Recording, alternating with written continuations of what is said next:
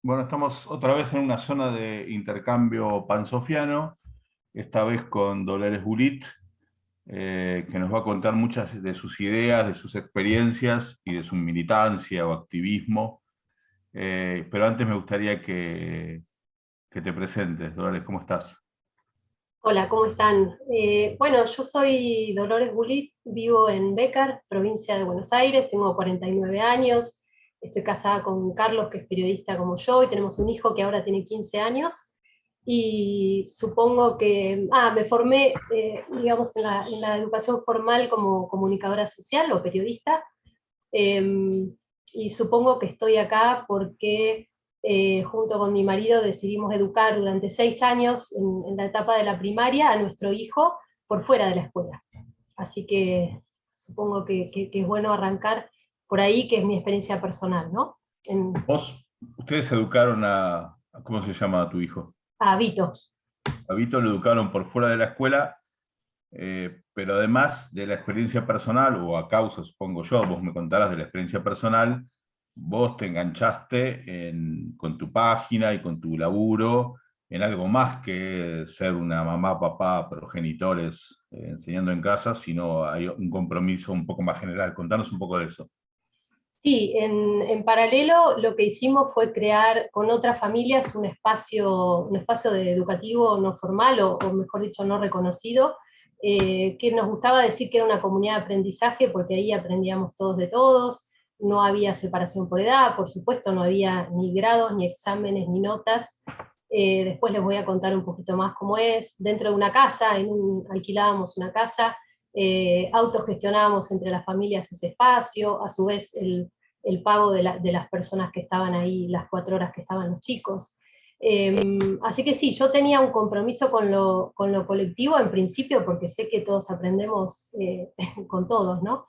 Es algo que uno lo ha vivido siempre y se sabe, aunque yo no me he formado como educadora, eh, es algo que se aprende incluso como mamá.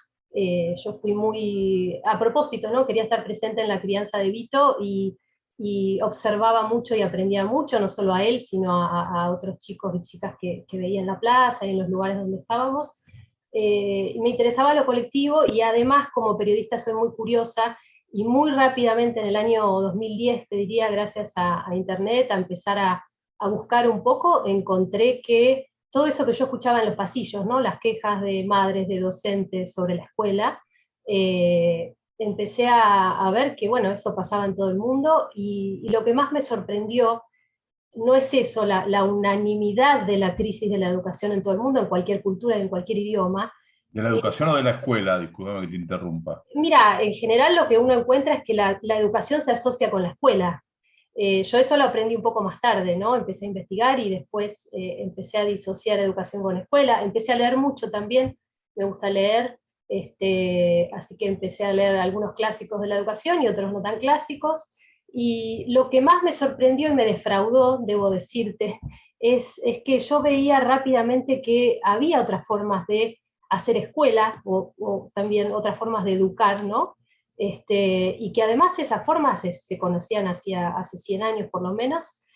La mitad de la historia de la escuela, ya en la escuela nueva y mucho antes de la escuela nueva, ya existían esas formas que hoy algunos llaman alternativas, pero después si querés te cuento por qué la palabra alternativa no me gusta. Eso es lo que más me defraudó. Digo, pucha, todo un circuito de personas estudiando la educación en el mundo, viendo incluso todo el adelanto de la biología del ¿Y por, cerebro.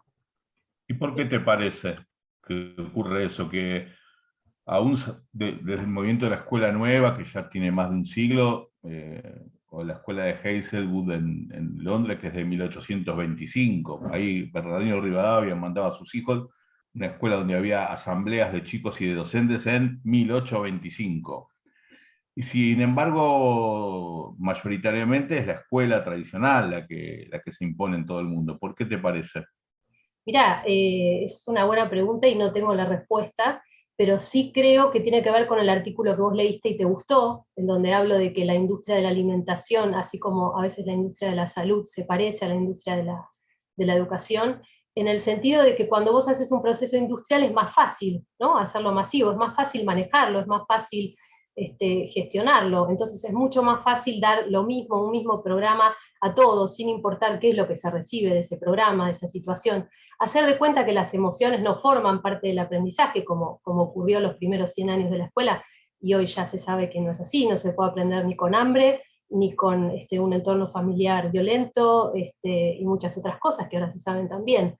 Creo que esa es la explicación más sencilla, una industria donde además es jerárquica y manejada por los adultos, porque la escuela no es una institución democrática, ¿no? Estamos en una Manejada, democracia, pero la escuela no lo es. Entonces supongo que manejada esa por es. los adultos y manejada por el Estado en todos los países. Porque vos decís, es una escuela, dijiste una escuela no formal, educación no formal, después dijiste, no reconocida, y yo dije, ¿quién no lo reconoce? En realidad, el Estado no lo reconoce. Claro, y el gran problema cuando el Estado no te reconoce es que es muy difícil tener masa crítica que además sea constante en el tiempo para que estos espacios educativos se sostengan.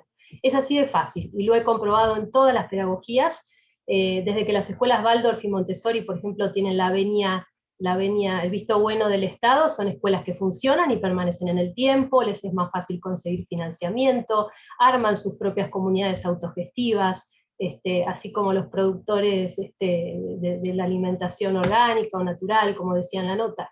Entonces, no es que nosotros ansiemos, o muchos de estos proyectos no es que ansiemos el reconocimiento estatal, sino que es una cuestión de necesidad y supervivencia. Y de eso hablamos siempre en los encuentros, ¿no? En las redes regionales del país e incluso de Latinoamérica, que ya están bastante extendidas. Ahora, si la industrialización de la escuela, usando tu imagen, que me parece muy potente, ¿no? Es decir, necesitas hacer algo a gran escala, necesitas ser eficiente en el uso del tiempo, en el uso del espacio, en el uso de los recursos, y bueno, en función de eso, o de esa eficiencia, existe el sistema escolar como lo conocemos. En ese contexto, una propuesta no escolar o híbrida o escuela con otras cosas, no es una experiencia solo para minorías, no lo digo en el mal sentido, minoría, digo, para los que logran zafar de eso, pero ¿se podría gobernar un sistema escolar basado en alternativas como las que vos planteás? Claro que sí, porque si te pones a pensar en una democracia, las minorías tienen que estar contempladas, ¿o no? Cuando empezamos a hablar de minorías sexuales, incluso de la minoría, y lo digo siempre entre comillas, ¿no? El colectivo de la discapacidad, y así, de los pueblos originarios, de las personas que quieren autodeterminar su cultura. Entonces, estamos llenos de minorías. Y la verdad es que es una falacia pensar que todos pensamos como una supuesta mayoría. Pero es posible, digamos, Sí, que, es posible, no quiere decir, por eso me gustó la imagen de la industria de la alimentación. a ver, Que existan opciones no quiere decir que estemos obligados a, ¿no? En la industria de la alimentación a nadie se le ocurre en el Estado decirnos qué comer, ¿verdad? ujú. Sí hay campañas y difusión y cada vez hay más conocimiento sobre cómo deberíamos comer y qué nos hace bien como seres humanos comer, ¿no? De qué forma. Entonces, con la educación es lo mismo. Yo no estoy diciendo que la escuela deje de existir o que la escuela no deje de ser como es. En realidad, lo que pido es lo mismo que en otros ámbitos de la vida, que haya opciones y que esas opciones sean legítimas. Eso es lo Bueno, único en que se realidad pide. alguien te diría, las opciones son las escuelas privadas, ya están. No, porque estas no son escuelas privadas. Mira, yo conozco muchas y en general se las cataloga como privadas. ¿Por qué? Porque hay un aporte de las familias, pero ese aporte de la familia se obtiene, por ejemplo, trabajando en eventos autogestivos, en ferias, en cosas que hacen las cooperadoras, incluso de las escuelas subvencionadas con el Estado. Entonces, el espíritu no es privado, el espíritu es integrador siempre, y claro, lo que pasa es que la única forma de sostenerlas es el aporte privado, pero casi ninguna te diría que se reconoce como escuela privada, ¿no? De todas las que conozco. Bueno, pero mi punto es que finalmente alguien te diría, entre todas las escuelas privadas que hay cerca de tu casa, ¿ninguna te convence que tenés que educar a tus hijos en tu casa? Qué hincha pelotas, ¿no? Sí, realmente. No, porque me parece que es una crítica que habrás escuchado, que todos Sí, escuchamos, ¿no? sí. A ver, yo ni siquiera me lo planteé así. Voy a ser más papita que el Papa y voy a inventar algo. Soy una persona curiosa, soy una persona aventurera, debo reconocer que he hecho cosas que no se esperaban para alguien de mi, no sé cómo decirlo, pero he viajado, digamos, lo que yo hice con Vito en realidad es parte de nuestra cultura familiar y parte de lo que yo hago con mi propia vida, digamos, yo no hice nada muy diferente. Con mi marido autogestionamos nuestros propios sitios periodísticos, otros emprendimientos, nuestro trabajo, hacíamos home office cuando nadie hablaba de home office, digamos, tenemos una vida muy flexible, nunca seguimos un calendario escolar para viajar, digamos, tratamos de... Entonces, en realidad, esta decisión de educarnos en la vida y educar a nuestro hijo en la vida y en esta flexibilidad también tiene que ver con nuestra cultura familiar. Y pasa, te digo, con la mayoría de las otras familias, son familias que ven o viven la vida de otra forma. De hecho, en Inglaterra el homeschooling, una de las previsiones de la ley que permite el homeschooling es por razones religiosas o filosóficas. Y cuando dicen filosóficas se refiere a todo este paquete, ¿no? Claro, De forma claro, de pensar la vida, de vivirla. claro. En Argentina eso estaría subsumido en la libertad de elección de escuela privada. Claro, Pero si no te satisface ninguna escuela privada, mala suerte. O sea, el Estado no te va a acompañar, como está citando el caso inglés o en Estados Unidos, en muchos otros lugares, donde el Estado te acompaña de alguna manera. Por lo pronto no te pone objeciones, ¿no? Que en la Argentina entiendo que no es tan fácil que rendir las materias y toda esa historia. Contanos un poco. mira, en principio en la ley, digamos, hay un resquicio legal en la Ley Nacional de Educación, que es la educación de gestión social y cooperativa. Sí. Vos sabés que desde que salió la ley está la escuela privada, la escuela estatal y la escuela de gestión social y cooperativa. Lo que pasó con esa tercera figura es que no se reglamentó en casi ninguna de las provincias, salvo Río Negro, Chaco, la Ciudad de Buenos Aires, algunos bachilleratos populares, por ejemplo. En la provincia de Buenos Aires hay una escuela de gestión social en Moreno, pero en general tienen mucha resistencia. ¿Por qué? Porque tienen que compartir el presupuesto con la educación estatal. Es una cuestión de financiamiento, ¿no? Yo creo. Entonces, este resquicio legal de la gestión social es donde se ubican y donde se autoperciben, como se dice ahora, la mayoría de las escuelas alternativas, porque es realmente una gestión social y cooperativa. No hay fines de lucro, y esa es la diferencia con una escuelita privada, un kiosquito, para decirlo de una manera un poco menospreciante, pero son escuelas que realmente no tienen ganancias, se financia el sueldo de los docentes y los materiales, y te diría que nunca alcanza. Entonces son escuelas que se ubican filosóficamente en la gestión social y cooperativa, como cualquier otro servicio comunitario que se gestiona en una comunidad, desde la electricidad hasta lo que te puedas imaginar.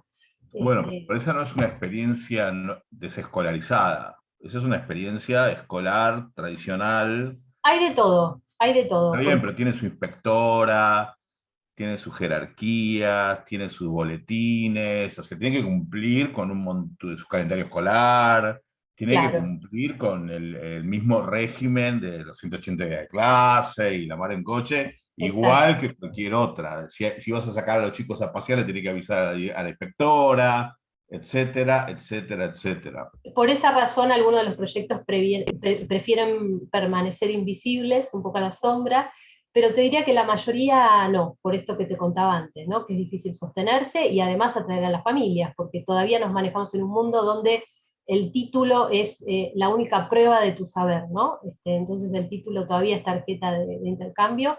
Pero vengo de San Luis, por ejemplo, estar 3 días en San Luis, hablando con 2 escuelas generativas. San Luis fue un poco pionera en esto de primero las escuelas Mm. charter, después las escuelas digitales, las autogestivas y ahora se llaman generativas. Por supuesto con mucha oposición gremial, con mucha oposición incluso de las universidades, de los que producen conocimiento acerca de la educación, eh, pero que tienen este formato y tienen mucha libertad para trabajar. Por ejemplo, trabajan por proyectos no solo generados por los docentes, como se suele entender, sino por proyectos personales de los chicos, ¿no? Combinan las dos cosas, nos contaban, y tienen total libertad para trabajar. Todo el mundo admite, porque además ellos dependen de la Secretaría de Innovación del Ministerio de Educación de San Luis, todo el mundo admite que cuando uno se trabaja por proyectos no entran, entre comillas, todos los contenidos, que mucho queda afuera, pero no ese es el interés de la escuela generativa, sino la profundidad con la que se trabajan los conocimientos, ¿no? Si te pones a pensar en la escuela convencional, también es una falacia que digamos que se aprenden todos los contenidos, ¿no? Y ellos se manejan con mucha libertad, y eso es lo que agradecen, Eso ¿no? está financiado por el Estado.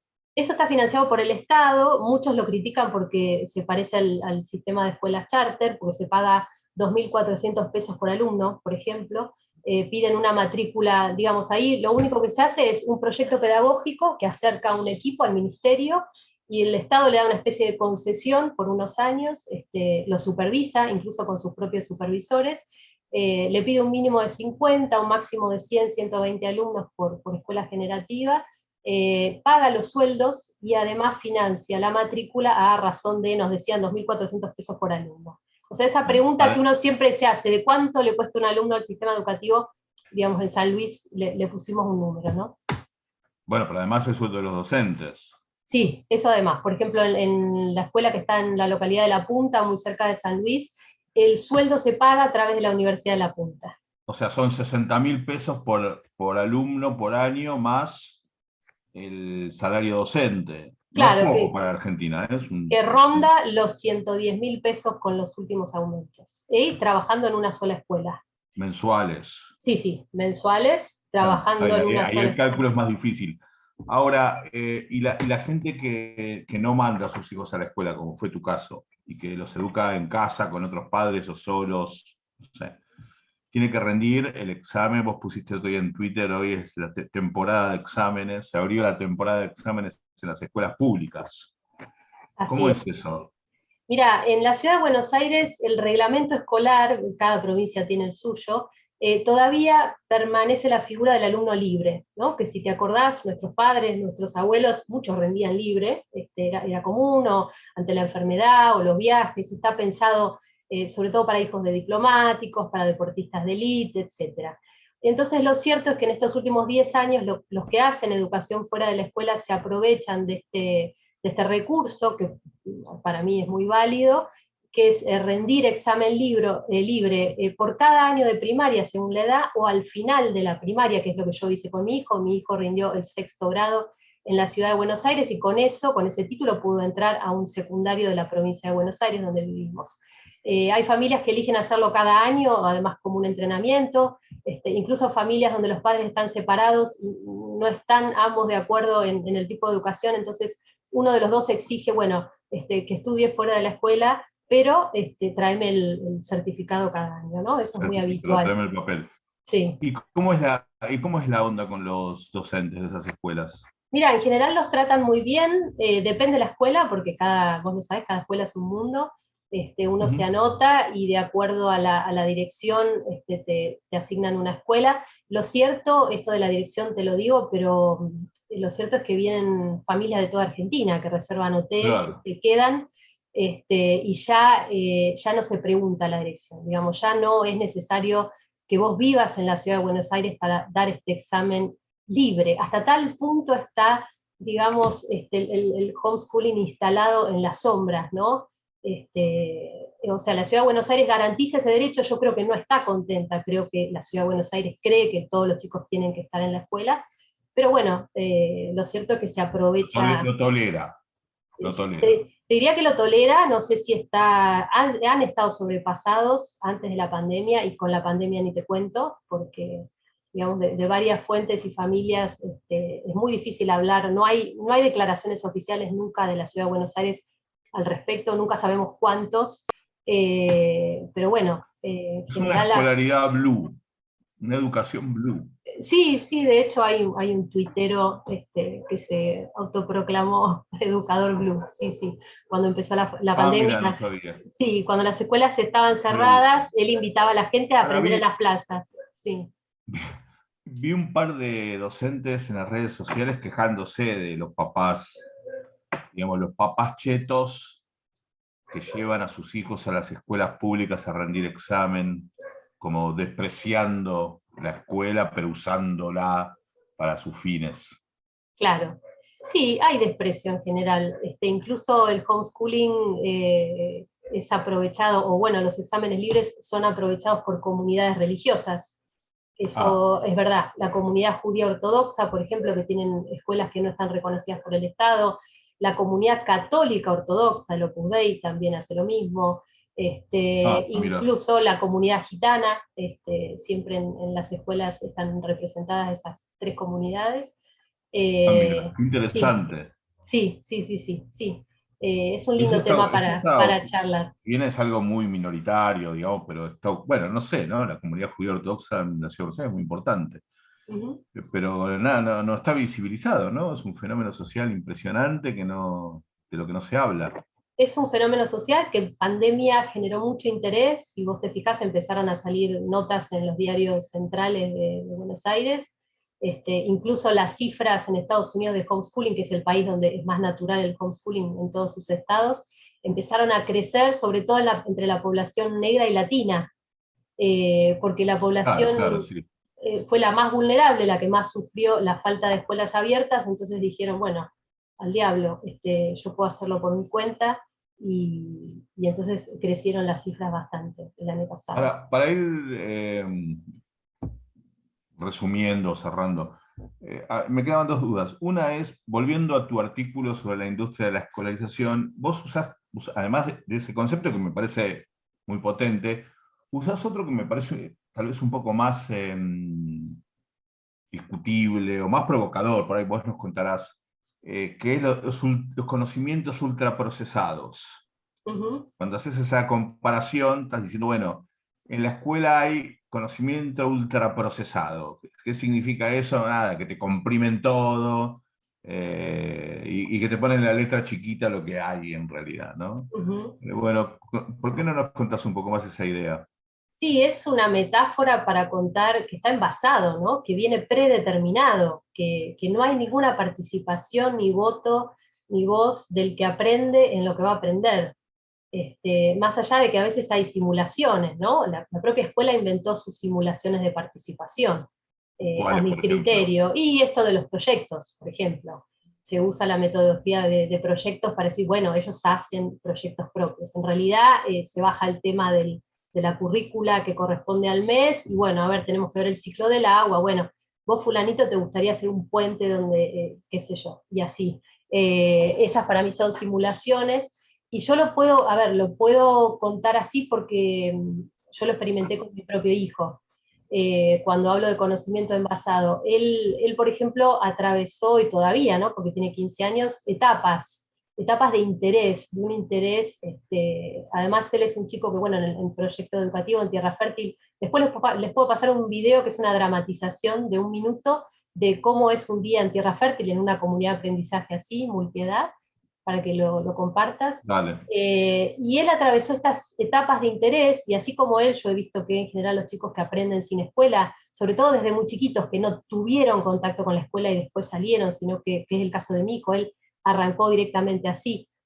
No, en principio no tuvo que comparar con lo que es aprender en un grado, en un aula. Y él, a través de estas etapas de interés, que en general duran 1 o 2 años, depende, él iba aprendiendo todo lo demás. Cosas relacionadas con la historia, con la lectoescritura ni hablar, con los cálculos básicos, conceptos matemáticos, y mucho más, digamos, y mucho más y mucho menos. A mí no me importa. Pero un Estado democrático, volviendo a tu concepto, que yo comparto, obviamente, un Estado democrático no debería, en términos de cohesión social, o como me dijeron el otro día en una red social, en pos de lo común, no debería obligar, eh, así como se obliga a votar, así como se obliga a tantas cosas que nos parece que forman parte del bien común.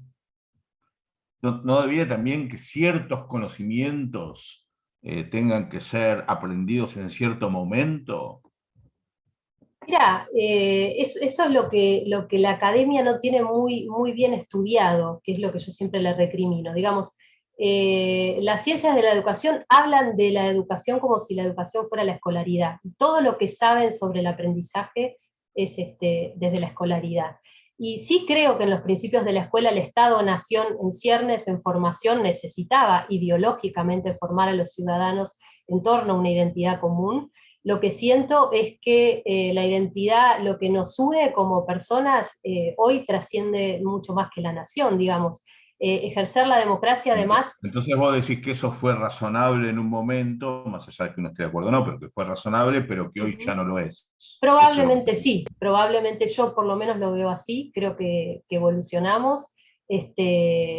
Sí, por ejemplo, pensaría que en la escuela, recién en la escuela secundaria es el momento donde uno podría exigir ciertos contenidos mínimos, nunca antes que la escuela secundaria, porque los chicos están en formación y básicamente la forma de actuar de un niño es jugar. Si vos ves biológicamente, desde que tu hijo se levanta hasta que se acuesta, está jugando todo el tiempo, cuando habla, hace bromas, está en un mundo paralelo, que es lo que nos irrita a los adultos, ¿no? A ver cuándo te vas a poner serio. La verdad es que un niño juega y actúa así porque así es como vive y así es como aprende, así es como tolera vivir en la realidad que no puede manejar. Pero Entonces, alguno de esos educólogos que vos criticás, me encantan las críticas, te dirían, bueno, está bien, realmente un chico juega hasta los 12 años y más también, y forma parte de su desarrollo, eso no te lo va a negar nadie, pero te van a decir, bueno, pero que también ocupen parte de su tiempo con una estructura un poco más sólida, con ciertas jerarquías que aprenda a respetar, y con la participación cohesionada en una comunidad política y social determinada, ¿no? Puede ser el municipio, la provincia, el país. y ¿Cuál eso sería tu... sucede, y eso sucede porque estas no son burbujas, digamos, todas estas comunidades de aprendizaje están dentro de una comunidad, de un Bueno, pero barrio, de un pueblo.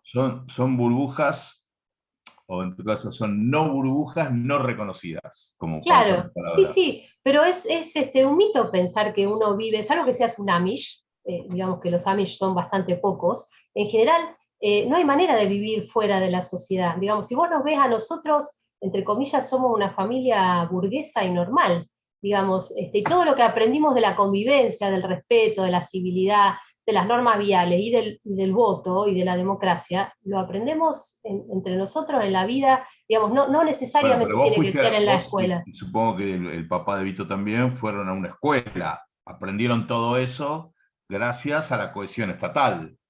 Mira, no sé, porque cuando vos te pones a analizar sin prejuicios dónde aprendiste cada cosa, Ajá, hay que ver. Es como las mujeres que le agradecen al obstetra porque hicieron nacer a sus hijos. En ajá. realidad, porque es algo común, ¿no? Cuando vos sos mujer y vas a parir y vas al consultorio del obstetra, está lleno de fotitos de agradecimiento. Y en realidad las que paren son las mujeres. El obstetra debería agradecer a la naturaleza que una mujer puede parir sola. Eh, pero bueno, con la escuela es un poco así. Y vos fijate, el que tiene varios hijos, uno aprendió en la escuela, pero el resto aprendió del hermano. Entonces, lo que yo vuelvo a la misma crítica, ¿no? A la academia. La academia no sabe cómo se aprende fuera de la escuela. Entonces, mientras la academia no investigue cómo se aprende fuera de la escuela, que hoy en día hay una muestra enorme, hoy no hay excusas, esa muestra está desde hace 100 años, pero esas experiencias son políticamente canceladas, como fue Olga Cosetini, como fue el maestro Iglesias, digamos, dos casos locales, ni hablar Ferrer y Guare, que lo fusilaron. A mí lo que te dije al principio, me da un poco de vergüenza que no se acerquen a las experiencias no escolares, de formato no escolar, que en general son colectivas, porque incluso las familias que hacen homeschooling nunca están solas, en absoluto están solas, no solo eso, se apoyan en programas oficiales, O se sea, yo apoyan también entre sí. iría, discúlpame, iría en función de la crítica que muchas veces también se les hace a los que plantean otras formas de educación, que es, ¿y dónde se socializan? En todos lados. Cada vez es más fácil porque hay cada vez más grupos y gracias a Internet esos grupos se interconectan en las provincias. Yo recibo mensajes y también las familias que hacen educación en casa o los proyectos colectivos de todos lados. Yo vivo en la ciudad de Roja, yo vivo en Venado Tuerto, yo vivo en Tilcara, conoces a alguien y así se van juntando. ¿Y qué Eh, te parece que desde el punto de vista de la enseñanza, no ya desde el punto de vista de la organización, uh-huh. qué te parece que puede aportar la tecnología digital? Mirá, ¿O qué les aporta? por lo pronto muchísimo. La otra vez hablaba con una escuela de Santa Fe, donde está instalada Sancor, no me acuerdo la de Sunchales, Sunchales. claro, que es una escuela oficial, pero que se había planteado hacer educación a distancia para los chicos que estaban lejos. Ah, sí, sí, me Eh, enteré, un proyecto muy interesante, sí. Claro, y bueno, ella contaba, la directora, que gracias a la pandemia había logrado el apoyo del Ministerio de Educación de Santa Fe. Si no hubiera sido por la pandemia, nadie le iba a permitir la educación a distancia para menores de 18 años, ¿no? Eh, Pero mi pregunta iba a este proyecto que tenés vos y que yo comparto, por lo menos me entusiasma bastante. ¿Cómo ves? La pregunta es si Internet ayuda, Internet apoya, acelera, empeora.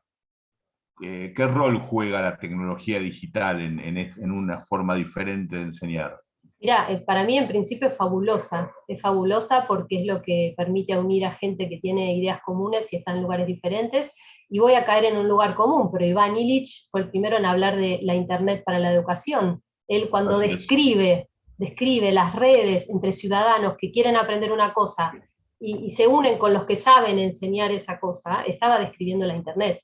Y Sí, este no es sé si un... viste la tesis de maestría de Mayra Bota, que es sobre eso, No, y publicamos un paper exactamente bueno, sobre todo cómo. eso además de los papers, eso existe. Es lo que yo trato No, no, por supuesto, eso por existe, supuesto. pero en la realidad, y así aprenden las personas, sin notas, sin exámenes, y en general a esas personas no les interesa la nota. Lo que les interesa es aprender algo que no se entiende. Ahora, en realidad, digamos, el punto crítico de tu planteo sería digamos, iba a usar la palabra abolición, pero ya nos vamos muy al carajo con el adjetivo. Pero sí, la supresión, el cuestionamiento de los certificados. Claro, en el fondo hay algo de eso. Entiendo que es como el dinero, es una moneda, ¿no? Es algo, es una traducción. El mundo es grande, entonces mostrás un papel y es una forma de intercambio. Bueno, vos tenés este papel, bueno, yo rápidamente puedo entender que si Pero es estudiaste... distinto que el dinero, porque el dinero es un símbolo universal de valor. En cambio, el certificado es un símbolo monopolizado, digamos. Es como si cada institución emitiera su propio dinero. Y lo hace porque incluso la escuela estatal o la universidad estatal son productos mercantiles, porque están Pero no se basados... intercambian, ¿eh? Ese es uno de los problemas que tienen los certificados. No son un producto de mercado. Vos no podés intercambiar. Es más, muchas veces es muy difícil. El ejemplo de siempre, una persona que fue a Harvard y Ujú. y le faltaban 4 materias para tener el título, no tiene nada.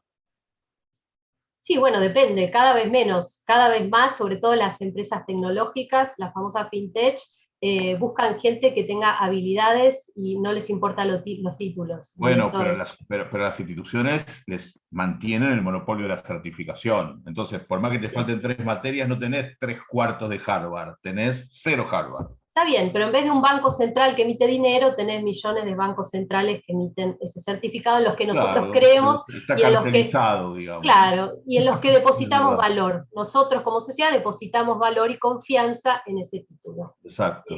Pero la verdad es que después de la secundaria nadie te pregunta por ejemplo, cuando yo hablo en contra de las notas y de los deberes, que creo que si hay que cambiar la escuela desde adentro, lo primero que hay que hacer es sacar las notas y los deberes, Ujú. claramente. Si quieren no hagamos ninguna otra modificación, pero saquémosle el peso al tema de la calificación y la evaluación. La pandemia demostró que los docentes estaban perdidos porque no sabían cómo evaluar, no porque no sabían cómo trabajar. Yo creo que todo docente sabe perfectamente cómo trabajar, pero cuando vos tenés que adaptar eso a una evaluación virtual de alguien con el que no podés chequear, eso es lo que enloqueció a los docentes. Entonces, Y la saquémosle, meritocracia, ¿qué cosa de la meritocracia? Ah, bueno, sí, ¿qué no, pasó no. con la meritocracia? Claro, bueno, claro, por eso, si no veo el mérito, ¿cómo voy a evaluar? Sí, sí.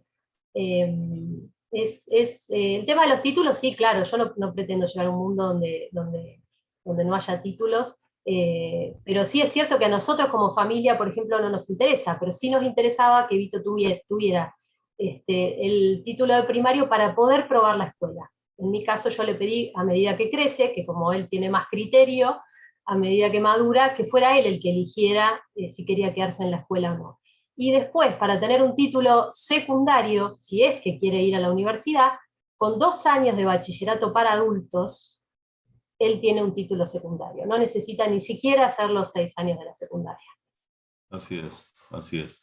Antes de hacer el último de hacer un último comentario, antes de hacer la última pregunta, me haces acordar mucho a un economista que yo admiro, que se llama Herbert Gintis, que durante muchos años fue un marxista ortodoxo, es uno de los tipos, escribió un libro, La educación escolar en América capitalista, en el año 76, que es uno de los grandes libros de la economía de la educación norteamericana.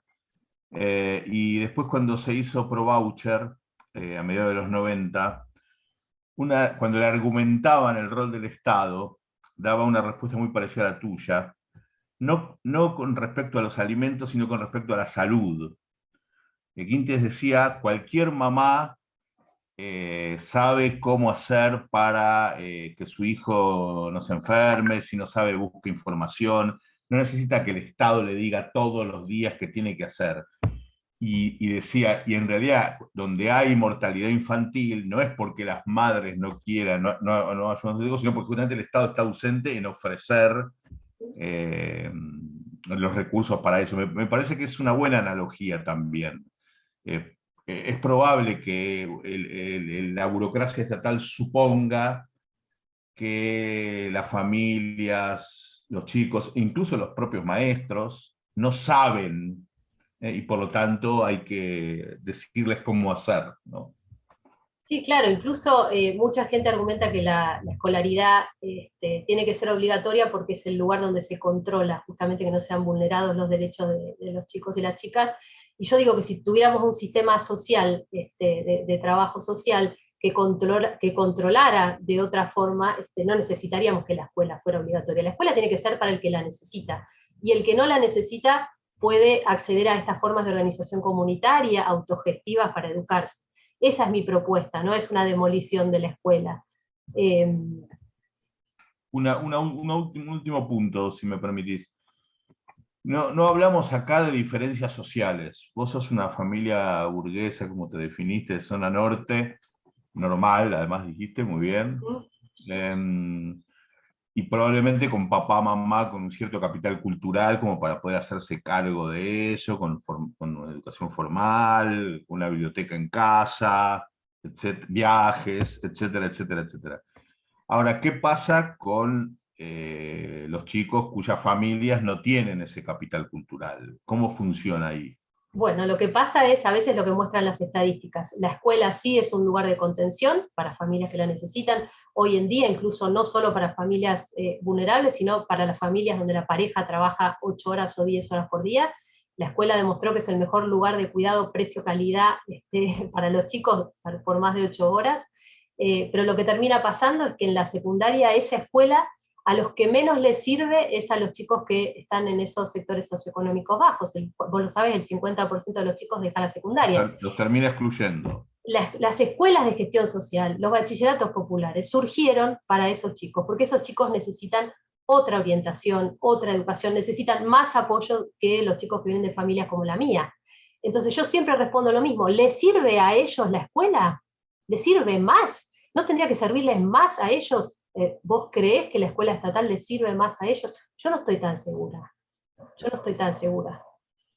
O sea, en síntesis, una estrategia militante de movilización social sería, desde tu punto de vista, pedir que no haya más notas y Claro. que, y que Eso es lo que la escuela alternativa, entre comillas, le viene a enseñar a la escuela convencional. Y te hablo, a ver, no estoy hablando desde mí, en Cataluña, por ejemplo, todo el sistema estatal de escuelas en Cataluña está muy influido, si vos visitás, por la escuela nueva, la escuela activa, otras corrientes, desde lo montessoriano hasta lo más Waldorf, hasta lo más picleriano, regioemiliano, y es toda Cataluña, digamos, ¿no? No soy yo que estoy hablando, ni es solo la gestión. El movimiento de gestión social en Argentina es enorme y crece. Entonces, son movimientos que tienen sus curvas ascendentes, depende de la política. Por ejemplo, ahora se creó una dirección de educación comunitaria dentro del Ministerio de Educación, a cargo de Natalia Peluso, que viene del movimiento de Evita, entonces de repente la gestión social pareciera tener un aire nuevo, ¿no? Pero bueno, son vaivenes, además lo que está detrás es una jurisprudencia. ¿Los chicos son del Estado o son de los padres? Esto es lo que hay digamos, en el trasfondo del derecho, es lo que está en lo que vos ves en los países más anglosajones y liberales. Pareciera ser que la prioridad de elección de educación es de la familia, y en países como los nuestros es más una prioridad del Estado, es una potestad del Estado educar a los ciudadanos, ¿no? Entonces, hay Sí, formas, hay distintas formas, no hay una única forma de entender la educación y la escolaridad. Está todo el mundo para verlo, es un libro abierto, está pasando.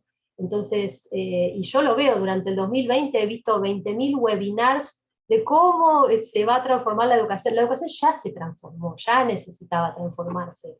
La diferencia es que ahora estamos comunicados y sabemos exactamente, tenemos un mapa de dónde están todas estas experiencias funcionando, quiénes están detrás, todas tienen las puertas abiertas, porque a diferencia de una escuela estatal de la calle, no sé, Riobamba, uno puede entrar a una escuela alternativa y decir, uy, quiero ver, ¿qué es esto? ¿Qué proponen? ¿Cómo es el proyecto pedagógico? Estamos acostumbrados a ir a la escuela y que nos den lo que hay, ¿no? No preguntamos, a ver, ¿qué es esto que van a hacer acá? ¿Qué es lo que va a hacer mi hijo acá?